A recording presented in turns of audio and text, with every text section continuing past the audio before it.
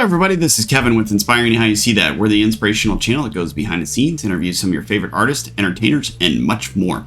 So we're back with another Tech Tuesday.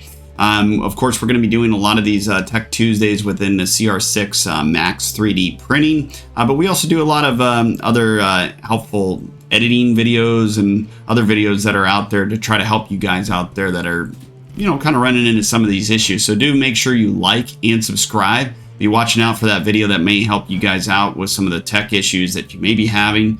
And if there isn't, something that you don't see or you haven't saw us put out that video yet, please do put it in the comments below. And we try to put those videos out as quick as we can, and be watching out for that. So today we're talking again about the CR6 Max 3D printer.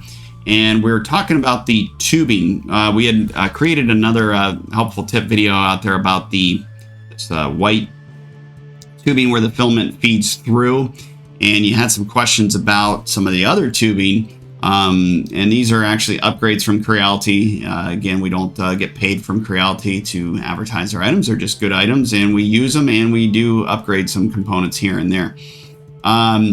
So these are some of the upgraded tubes that we have on hand, and we kind of wanted to show these to you. So if you're only heating the heater head and the heater elements up to about 200 to 215,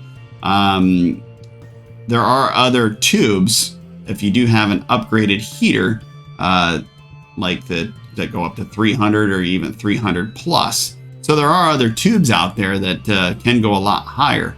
So I'll show you in the next picture where the tubing goes into the heater element feed tube. That's a little housing tube, but I just kind of wanted to show you in a picture this tube going into that. Okay, so you'll see up top here where the tube, this is actually the white tube, goes into your, it's a protected housing area, and then it goes all the way down into the heater element. So just kind of helpful tips here as far as the questions that you had about the tubing, if there is other upgraded tubes that you can use with higher temps. And yes, we do recommend that, because in the next videos we're going to be talking about this white tube here and some of the issues that we've ran into where if it does either get too hot or maintenance issue where the filament does stick in there and has some issues. So we'll talk about that in the next video.